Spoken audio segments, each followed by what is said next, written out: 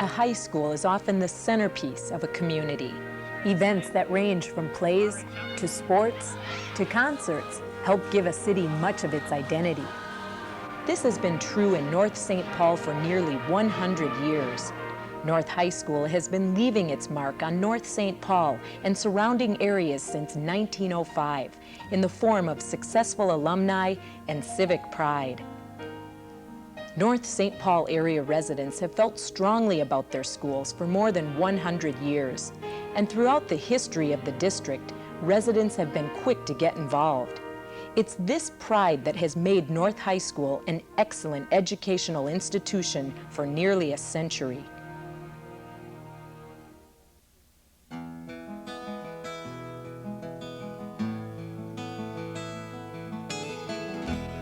The history of education in North St. Paul actually begins in 1880 when a frame schoolhouse was built on the northwest corner of what is now McKnight Road and 17th Avenue. This building was the first school within the borders of present-day North St. Paul. 7 years later, on August 23, 1887, a special meeting was held at the school. Residents were asked to approve the location for a new brick schoolhouse. By a 28-0 margin, voters authorized issuing $7,000 worth of bonds to construct the building on the northwest corner of Castle Avenue and Helen Street. St. Mark's Church is located on this site today. Students spent their first day of class in the new four-room school on December 15, 1887. 10 years later, population growth in the North St. Paul area made it necessary to expand the school by 2 rooms, in the opinion of school officials. However, many residents disagreed. Opposition centered on the cost and location of the improvements. Despite the disagreement, construction on the addition began in June of 1897. A second addition was built on the west side of the building in 1904, giving the school enough capacity to hold high school classes for the first time. Prior to that, students who wanted to go beyond 9th grade had to attend school in St. Paul. On June 5, 1906, the first graduates of North St. Paul Public School received their diplomas. The commencement ceremony was held at Fraternal Hall. The class of '06 was made up of 4 people: Marie Muller, who gave the valedictory address, Elsie Orth, Harold Smith, and Vera Ingalls. 1906 was also the year Olga Hansen started first grade at North St. Paul Public School. And Mr. Erickson used to see us coming up, there used to be a big hill after you passed the train tracks, and we'd come up over that hill to go to school. And he'd see us. I think I was always on time, but so many kids, come straggling up over that hill, and it was past 9 o'clock. And he kept ringing that bell and ringing it and ringing it until the kid was safely in the school, so they wouldn't be marked tardy, see? In 1907, 4 more seniors graduated from North St. Paul Public School. The next year, the senior class consisted of 8 students. One of those graduates was Clark Shaughnessy, the 1930s collegiate football coaching legend who developed the T formation. Olga Hansen was in 3rd grade in 1908. Her teacher was Myra Holmes. Wonderful teacher. And she was as broad as a barn door, and she brought her own organ up to her room and sat on a stool, and I can always remember that big rump sitting on that stool, it took up the whole thing. But a good teacher, and she had us do a lot of singing. But one thing she taught us, and that I'll never forget, and that is spelling. And she wrote all the spelling words on the blackboard. And then she gave us a rubber ball. And we took the ball and bounced it against the board, and whatever word we hit, that was our word. And we had to spell and tell what it was. So this one boy came from a real German family. And I don't know if you know anything in German, but he hit the word A-I-S-L-E, Eil. But he looked at it and he said, Esel. And that's a German word for ass, a donkey. And of course, all the kids laughed until they fell off their seats. And she finally had to call order. But to him, that was the word for him. And he thought that's what it meant.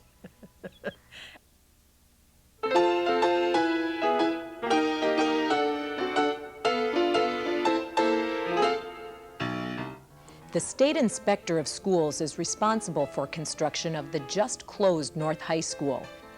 A March 11, 1915 inspection of the public school turned up conditions that, in his opinion, made a new high school a necessity. Dear Sir, I made the regular inspection trip to North St. Paul the 11th of this month. Will you advise your board for me at their next meeting that the need for a new high school building at North St. Paul is imperative? There seems to be no question that your board needs to take up at once the providing of suitable building space, and that the logical plan would be to devote the present building to grade purposes and erect an adequate high school building. Yours very truly, E.M. Phillips. Original plans called for construction of the new North High School, junior high school building down the block, north of the St. Mark's location. In an unsigned letter to the editor of the Sentinel, a voter instead proposed locating the school on top of the hill north of the baseball park. The advantages of this location are these. The building would then be up high where it could be seen. If the voters spent $40,000 on the best-looking building in town, it ought to be placed where it could be seen. Keep it out of a hole. The suggestion must have been a good one because that's where the building was built after residents voted 114 to 27 to approve a $40,000 expenditure for the new school. North St. Paul founder Captain Henry Castle got out of his sickbed to lay the cornerstone of the new building on Memorial Day 1916. 300 other people came out for the ceremony. It was the last public appearance for Castle, who died 2 months later. Another colorful figure in the history of North High was Max Clausen. He delivered construction materials to the school site. As construction neared an end, he applied for and got the head custodian job at North, a position he held 51 years until retiring in 1967.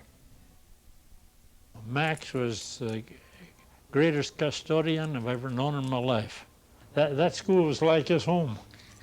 He took care of it just like it was his home.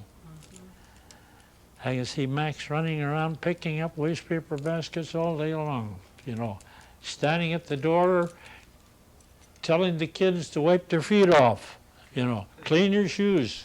He put in many, many hours, more than his 8-hour day, every day, forever. Even weekends, you know, we didn't have to worry about overtime with Max. We'd offer him, and he wouldn't even take overtime pay. He said, I live right across the street, I can come over and open the door. I know my mother used to, be so upset. She says, Dad, you live at that school. And that's true, because anything that went wrong, he was there to fix it. I remember being a first grader and being sent down to Max's room to get more paper. We needed paper for drawing. And upon arriving there, Max asked me who the teacher was, and I informed him of her name. And he looked at his chart and said, she's already used up her supply for this year. You go back and tell her that she gets no more paper for the rest of the year.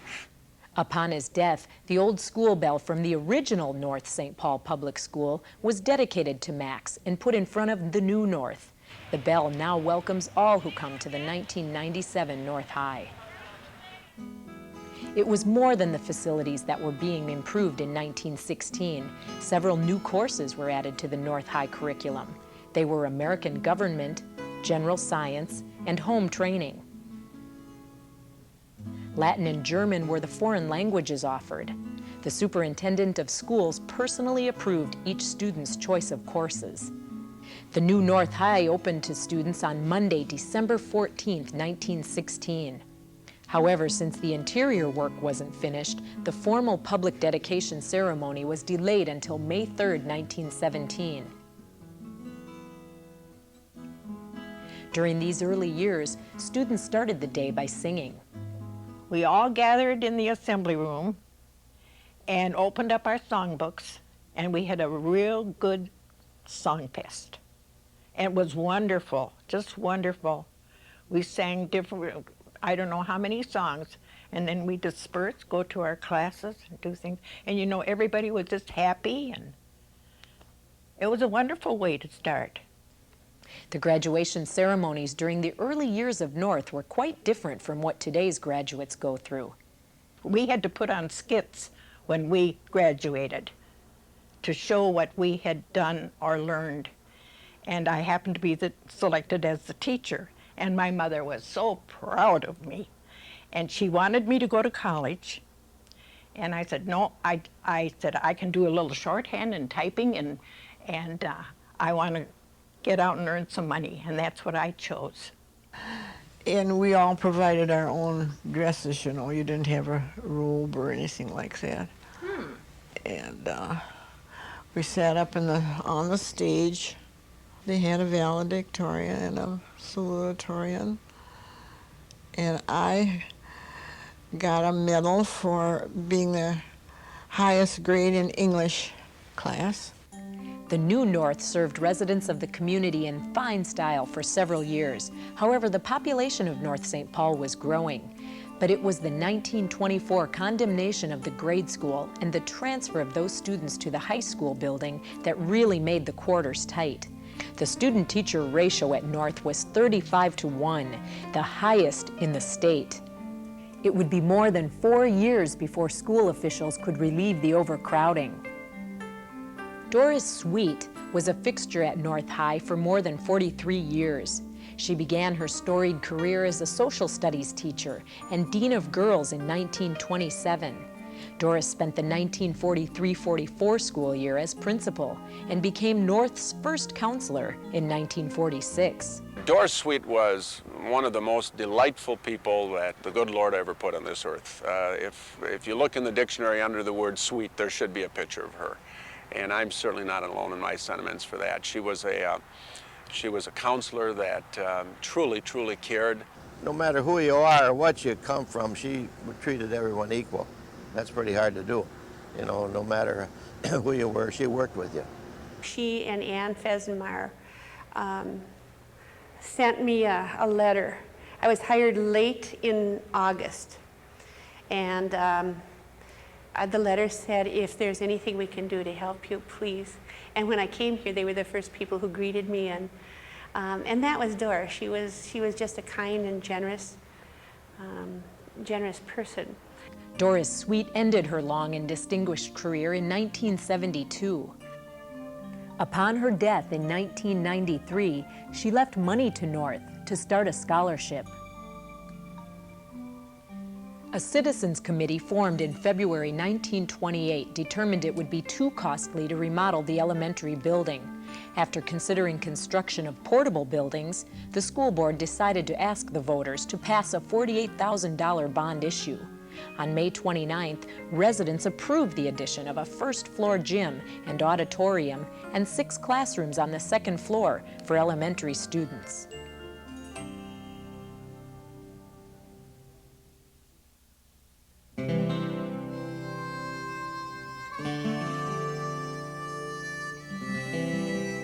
As the 30s began, the Great Depression was on the minds of most people around the country and in Minnesota. But in some ways, school was an escape from the harsh times. In 1931, North High became a charter member of the National Honor Society. Student Council was also started that year, and I.V. Johnson was hired as teacher and principal. I taught chemistry and physics in North St. Paul for 11 years, as well as being the high school principal. I also directed the vocal stuff at North St. Paul when I first got there. Until Ethel Pauline came along, and she was a musician, and so she took over the music from me, which was a little relief, you know. North's yearbook, the Polaris, made its debut in 1932. Also that year, an unsuccessful attempt at serving hot lunch was made. In January 1933, Miss Milky's home ec class again began offering hot lunch for 2 cents a plate, this time with better results. Elementary students were taking part in a posture contest. Miss Joesting presented awards to 2 students in each grade, one award for the best posture and another for most improved posture. Later that year, the Depression was felt firsthand by North staff. A tight budget forced the district to cut teachers' salaries 15%, even though North's salary schedule was lower than 20 of 22 Minnesota schools with similar enrollments. Meanwhile, North Public School was growing more crowded. In December of 1933, despite the troubled economy, North St. Paul voters overwhelmingly approved a $45,000 bond issue to ease overcrowding at the school. The federal government contributed another $17,000 in grants to the project to create jobs. Perhaps one of the reasons the vote was successful was the opportunity for local workers to get steady employment on the school project. The addition called for 8 elementary classrooms, a large lunch and play area in the basement, a new boiler room, and a 3rd floor that would remain unfinished until the space was needed. A construction worker suffered broken bones when a part of the basement excavation collapsed. Also early that month, the Public Works Administration rejected on a technicality the contracts the school district had earlier approved. As a result, the entire project had to be rebid. Meanwhile, labor troubles threatened to delay construction even further. Union carpenters from St. Paul and some contractors tried to keep 27 local carpenters who were promised work off the project. Public Works Administration rules during the Depression allowed the general contractor to hire local, non-union workers for carpentry projects. The dispute was resolved through an agreement that made the local non-union workers temporary union employees. School opened in September 1934 with the grade school addition uncompleted, so 791 kindergarten through 12th grade students started the school year crammed into the junior-senior high wing. Classes had to be held on the stage and in the gym. Dedication of the new elementary school wing was held on December 7, 1934. The unfinished 3rd floor remained so until 1948. North's student newspaper, the Northern Highlights, began publication in fall 1937.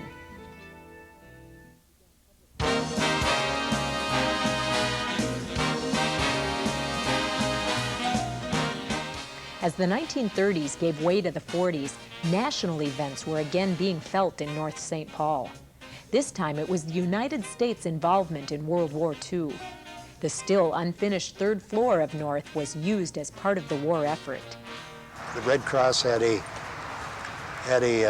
bandage making group up here at the high school, up at the old 1948 edition. And these ladies would come up and make bandages for the war effort. And at the same time, there was welders in the building here in the same edition, upstairs, that were taking welding courses and learning to be welders so they could go out to the West Coast and work on ships and that type of thing. For the first time ever, the prom was held off campus in 1942. It was moved from the school gym to Hillcrest because of the war. North High students and staff made other contributions to the war effort. Every senior boy was required to take a health and physical fitness class to prepare them for the military. A number of boys and several teachers left school to serve in the armed forces. Principal I.V. Johnson resigned in 1942 to join the Navy. Some North High students made the ultimate sacrifice for their country in World War II. Dick and Joe and I were friends, and I'd carry papers. They'd help me, and you know, we got quite close. Played ball with Joe, a little basketball with Joe, and Dick, very good friend. Went doubled at proms. And one time we were together, someone pulled out a dollar bill and divided it in 3, for each of us to have 1/3. I mean, after the war, we're going to put those together and go out and I was supposed to get a beer. Dick was killed in the Battle of the Bulge. Joe, Navy, came back, and we were together on occasion, not often, but on occasion. We have 5-year reunions. And a number of years ago, goodness, maybe 25 years ago, he died. But he and I never talked about that dollar. The war interrupted production of the Polaris, the North Yearbook, in 1943 and 44. There was savings on everything. I mean, you just didn't spend any extra money any place. Supplies were short, and paper was among those things that were short supply nationwide.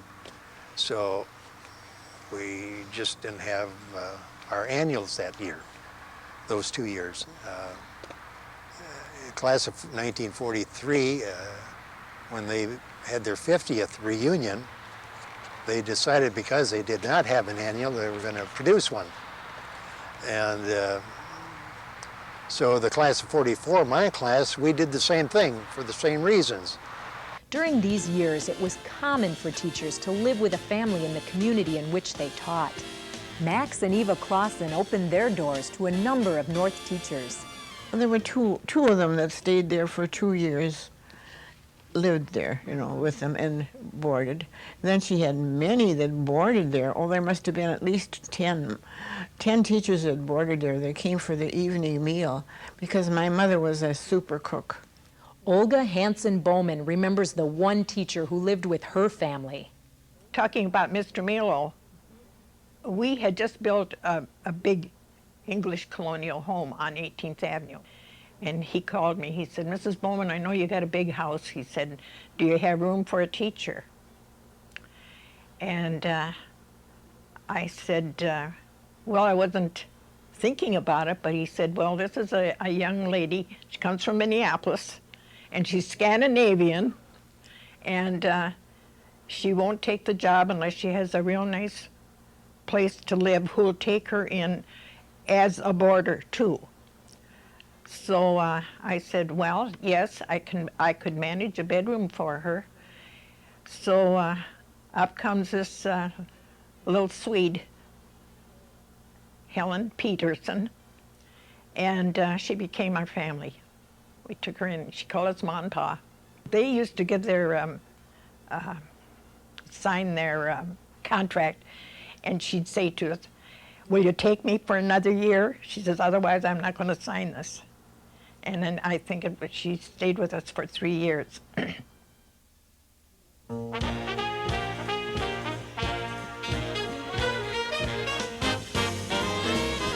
The North St. Paul School District named a new superintendent in 1947. Walter Whitney Richardson led the district for 23 years, longer than any other superintendent. His tenure spanned the biggest period of change for the district, including the times of rapid growth in the 50s and 60s. Now there was a man.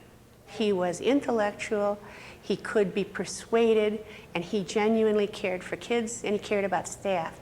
He was a wonderful man to work for, just a tremendous guy. We held a contest, and the winning poem was a poem, and it was God is Dead. And the boy who wrote it was a boy named Hendrickson. And anyway, he gave me a call, and he says, now, Marlene, about this poem.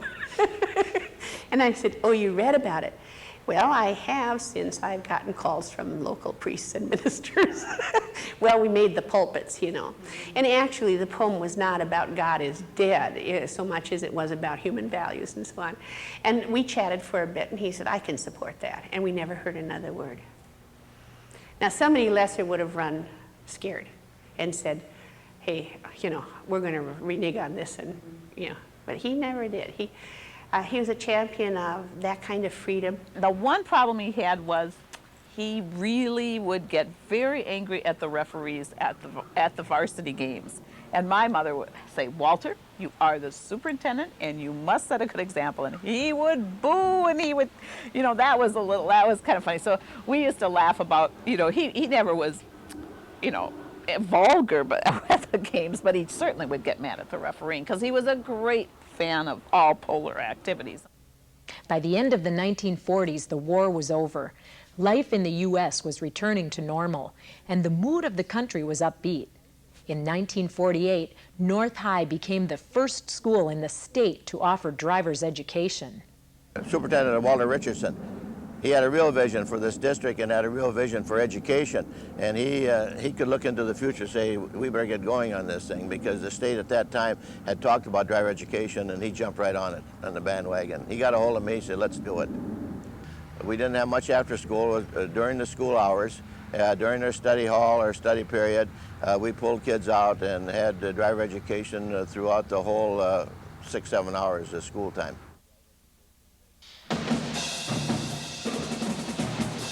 In 1949, North music director Palmer Rauch wrote a new school fight song.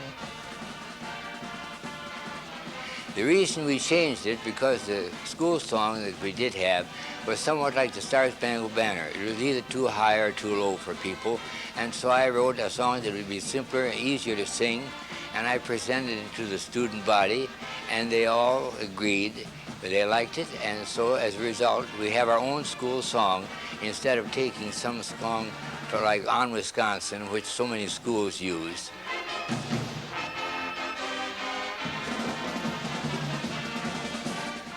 I just sat down and it came to me in 15 minutes. I had it written, played on the piano.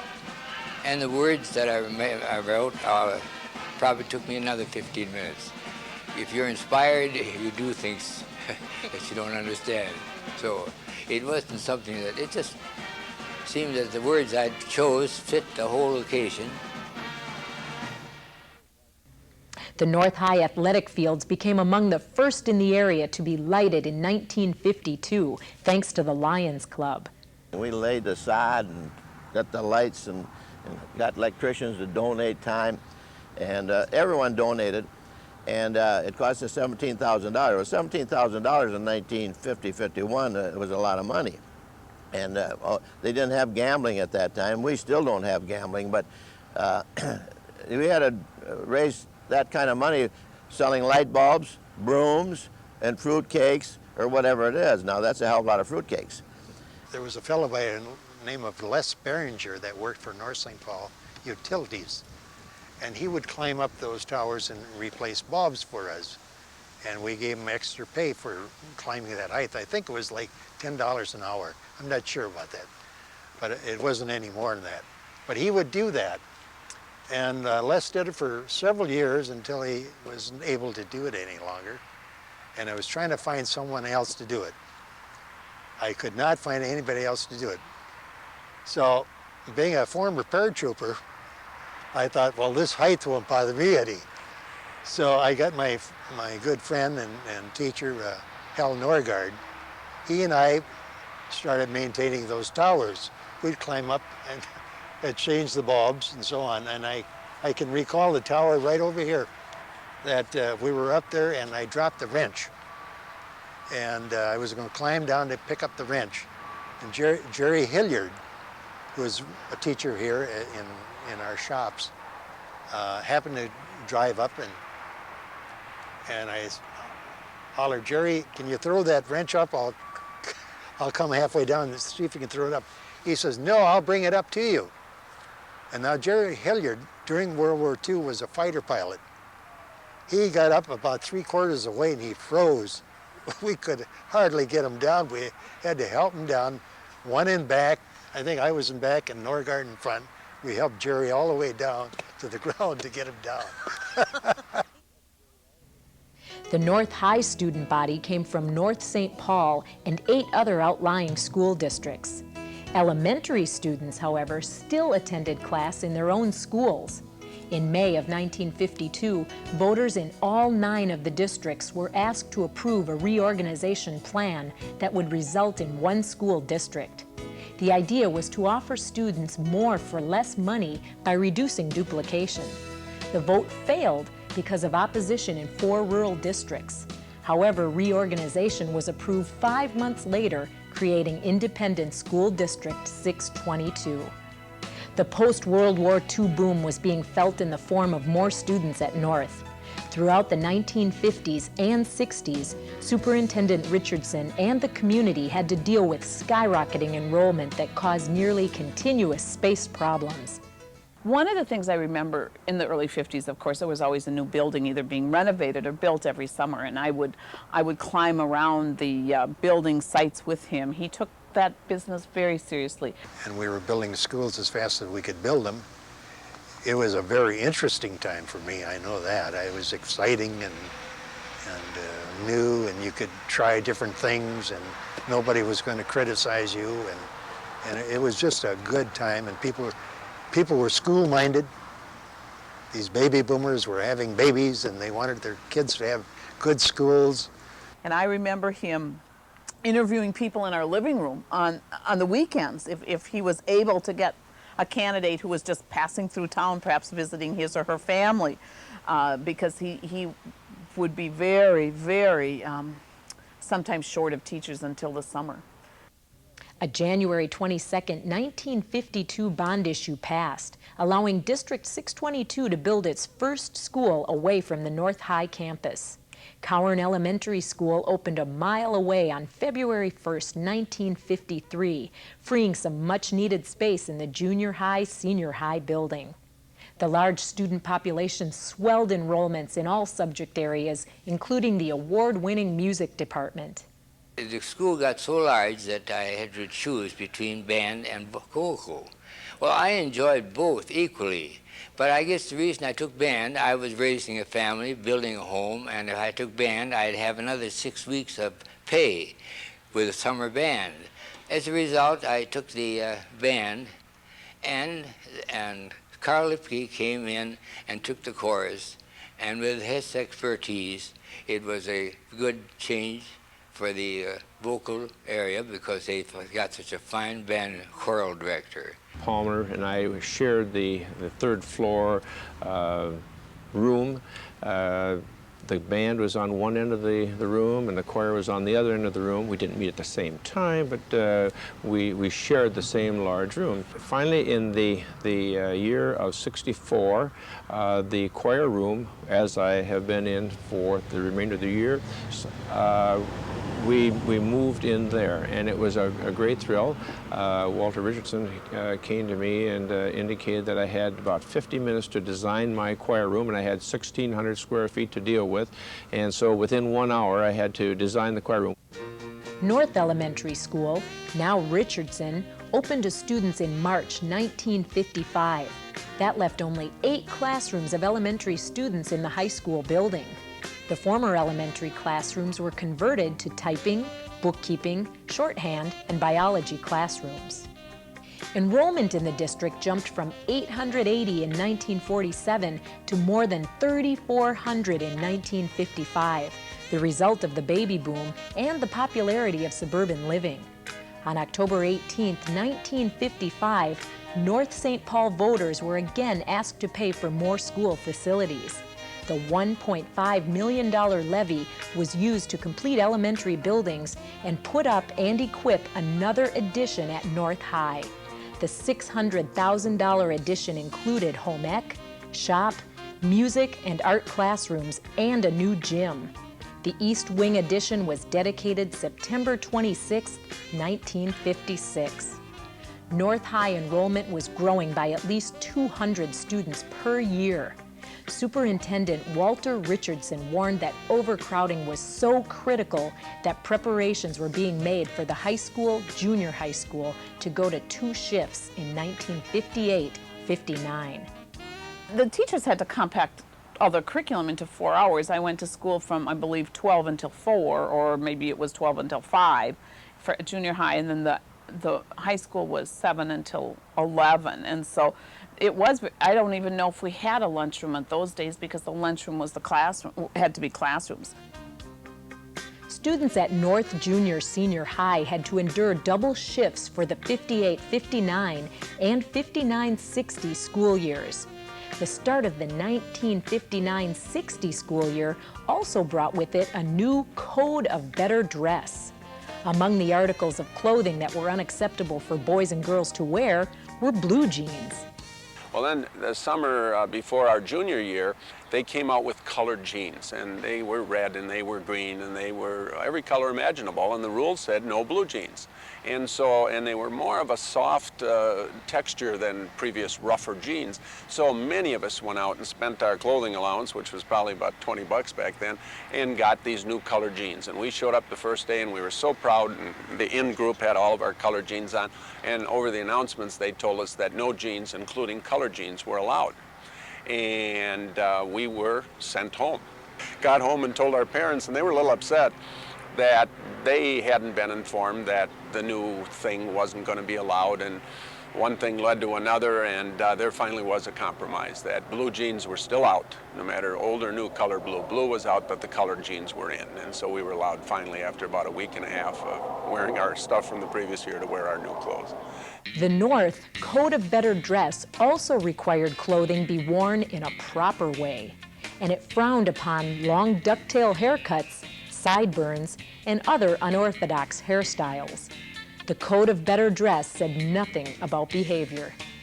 We had a shop teacher once accuse our class of stealing his grade book, and we hadn't. We had a talk, and we said we hadn't, and he selected one person and gave him detention until the grade book showed up. Well, 2 days later, he found it, and I guess he had just misplaced it. And so he told us that, okay, this time it's here, but if it ever happens again, you're all getting detention.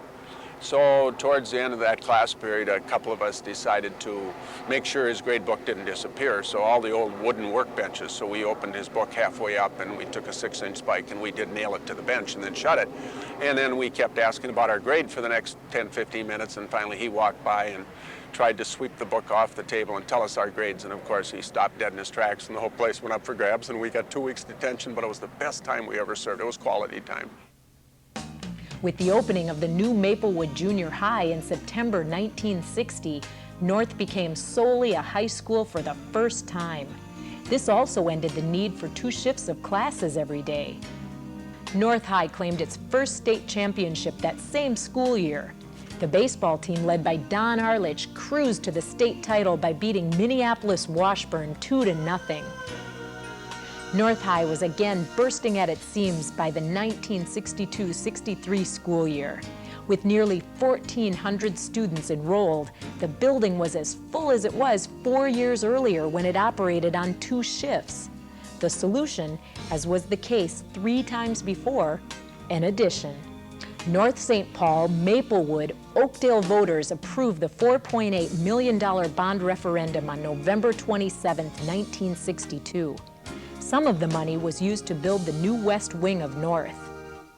The frantic effort to keep adding to North High to stay ahead of the constant enrollment increases continued into the late 1960s. The old gym was converted into a 530-seat auditorium in 1967. Athletic facilities were also being improved. The North High hockey team moved its practices indoors with the completion of Polar Arena in 1969. School athletes helped in the construction. Figured the sooner we get this thing going and done, you know, the more ice time we'd have inside, didn't have to play out in the cold anymore, and wouldn't have to shovel rinks and things like that. So we just came up and, you know, did what we could do. There was a time when the building was pretty much complete, and we helped spread the sand out over the pipes so that we could, you know, get it flooded for the first time.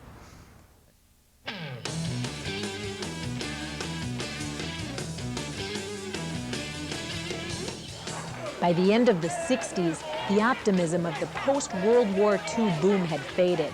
In fact, in much of the country, including the North St. Paul area, that feeling had given way to cynicism and distrust of authority. A big factor in this was the Vietnam War. Once again, a war's repercussions were felt locally. Well, one memory that I have from my first year of teaching is somewhere in the middle of the morning, my students en masse standing up and walking out of my class and other classes and going down to the gym and having a sit-in, staging a sit-in, and it had been organized by I don't know who to this day. I have some suspicions, but I won't. But it was just a general protest against the war. I think probably it was following along all the other protests that they had seen. Robertson completed the school year and was drafted, as was art teacher Doug Niska. Bomb scares frequently interrupted class. In November 1969, it was more than a scare when a bomb rocked the lower level of North, causing some damage, but no injuries. I was waiting for my friend Dave Conant. Kept on looking for him down the hallway here. We were gonna do a little skip that morning. But he still wasn't here, so the bell rang, and so I ducks inside here to use the facilities. And it wasn't long after that when the bomb blew. After it blew, it was behind the door here, and it blew it right through the steel jamb, put a big bow in it. Glass was still falling out of the windows up above here. Big cloud of dust. I come out into the hallway with holding my ears, and the teacher across the hall there grabbed me right away. I was the only one in the hall, so I was the obvious one. 1970 was also the year that a second high school opened in the North St. Paul, Maplewood, Oakdale School District. But prior to the completion of Tartan High in Oakdale, North High was so crowded that once again, students had to attend school in 2 shifts. North students in the morning and soon-to-be Tartan students in the afternoon. Tartan High School opened its doors to nearly 1,200 8th through 11th grade students on January 11th, 1971. The class of '72 was the first to graduate from Tartan. Female athletes at North finally began to compete interscholastically in 1972 after years of intramural-like competition through the Girls Athletic Association.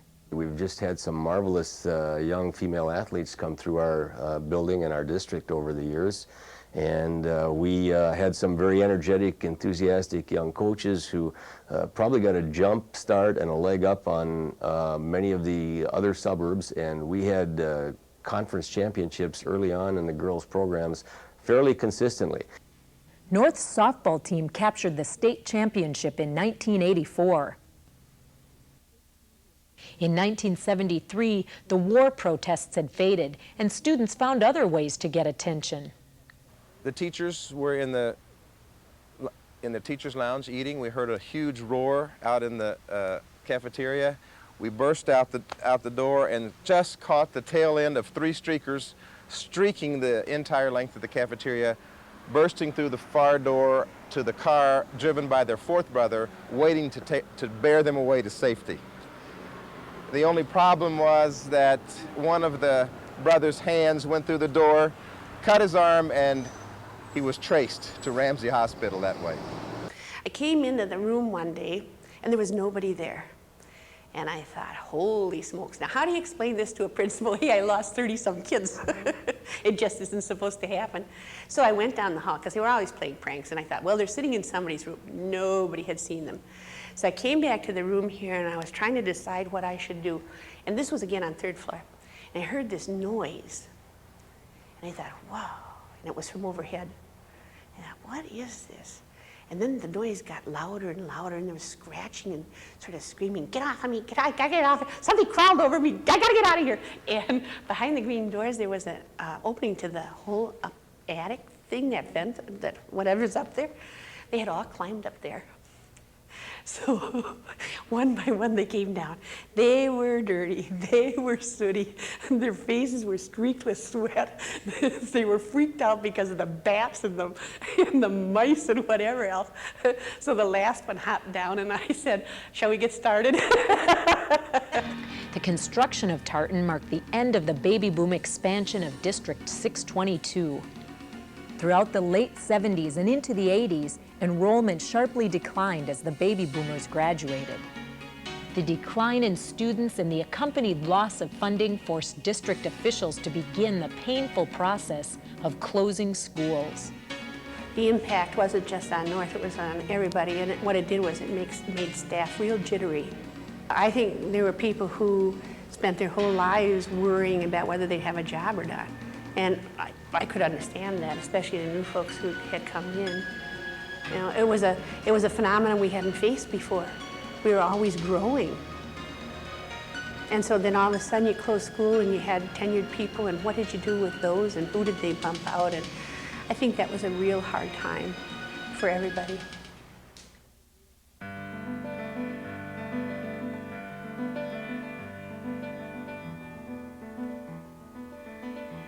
The beginning of the end of the original North High School came in 1993. In a scenario very similar to what led to the construction of the original North, a state building inspector declared the building inadequate. On May 11th, the school board officially sealed the fate of the 77-year-old building by approving a strategic plan to build a new high school.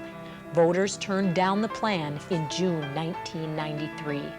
Administrators went back to the drawing board and came up with a plan to build the new high school on a wooded site in Maplewood.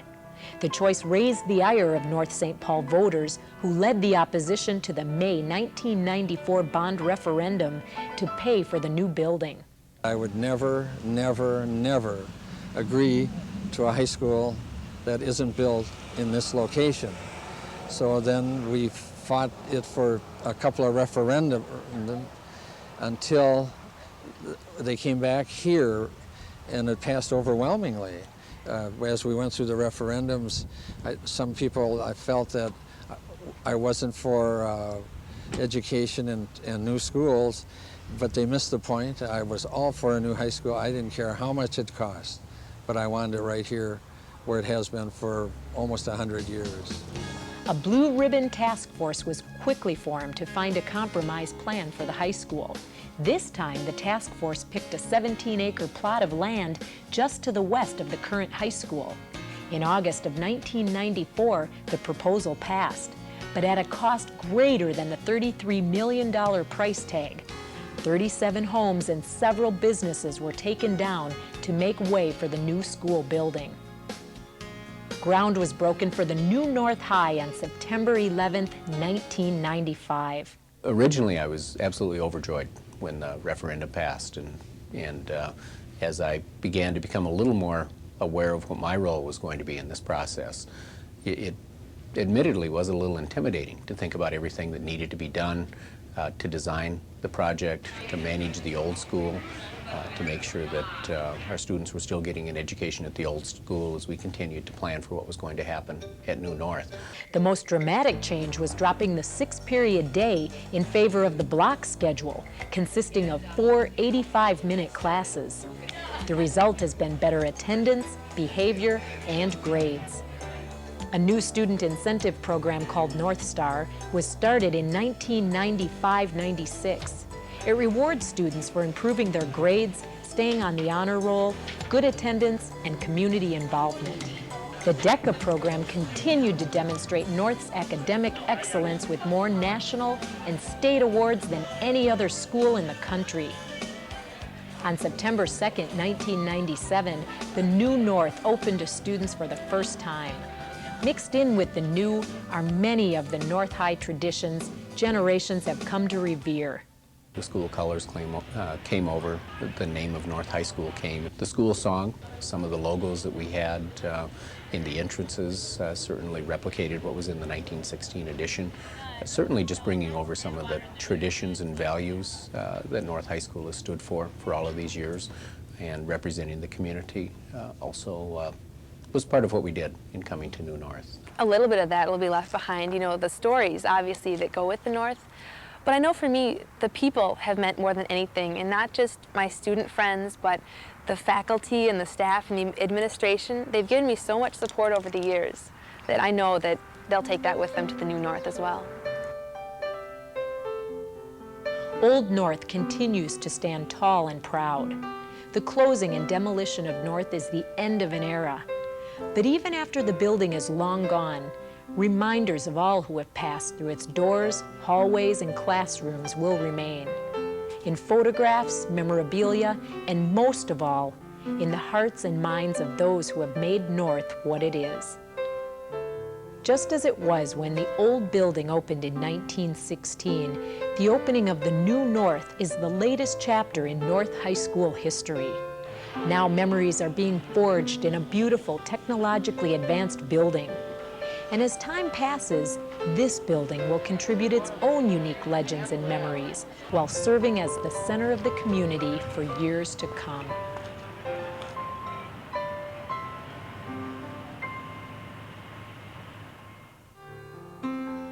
If I had to write an obituary for the Old North High, I would just simply say that it just kind of moved a little bit to the west and reincarnated.